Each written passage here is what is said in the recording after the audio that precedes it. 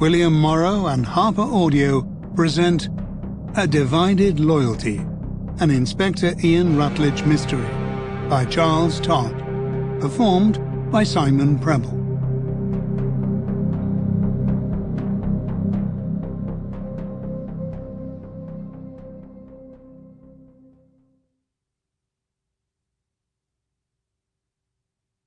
Chapter 1.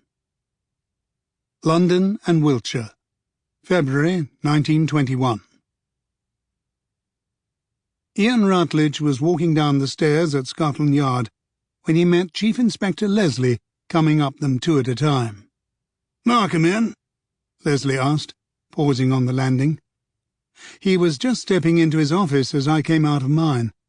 Rutledge didn't add that he'd heard the man's voice in the passage and purposely waited for the chief superintendent to pass his door before opening it. Markham was back from leave and in a foul mood. He'd already had much to say regarding Rutledge's last inquiry and Jameson's report. They were not at present on the best of terms. Rutledge's unopened letter of resignation still lay in a side drawer of the chief superintendent's desk. The sword of Damocles held over Rutledge's head, and at the same time a bitter frustration on Markham's part as well as Jameson's that both were prevented from accepting it immediately. Not while praise was still being heaped on the Yard for closing the Barrington matter. It had been made quite clear to Rutledge that any weakness on his part, any lapse in performance, any mistake in judgment, even any hint of insubordination, however unintended, might be a welcome opportunity to open the drawer and take out the envelope. Leslie grimaced. "Inspector Bradley has come down with an appendix. I just got word. Are you working on an inquiry just now?"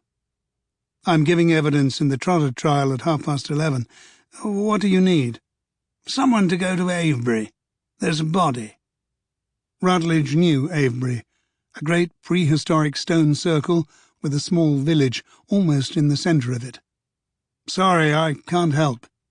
"Damn it. I was just away myself. I'm looking forward to a day or two off." Leslie grimaced. "I expect he'll insist that I go to Wiltshire, like it or not." With a nod, he went on up the flight. Rutledge had known Brian Leslie before the war, and had encountered him in France a number of times, where they'd both served in the trenches. They had become friends in spite of the difference in rank at the Yard and the fact that Leslie was married.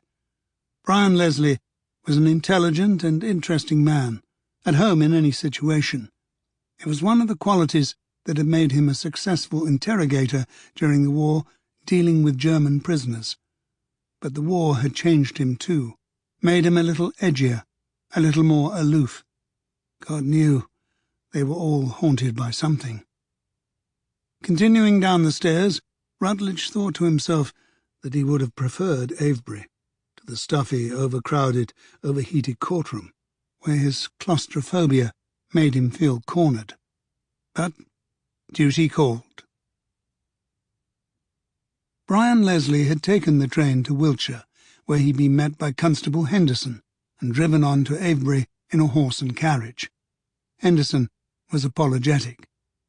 "There's no other way of getting there from Marlborough railway station. As you'll see, sir, it's a good distance."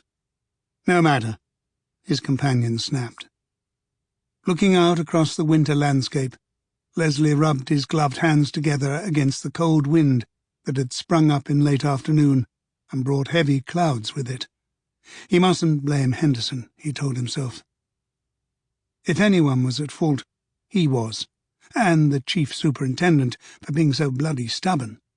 If he himself hadn't been in such a hurry to get back to London, if he'd had the sense to spend another night on the road, he wouldn't have been available when Markham was casting about for someone to take over the inquiry here. No one would have questioned another 24 hours. Even his wife had been surprised to see him walk through the door. Rousing himself, he began the questions that were expected of him. "All right. The Yard was vague." Sample complete. Ready to continue?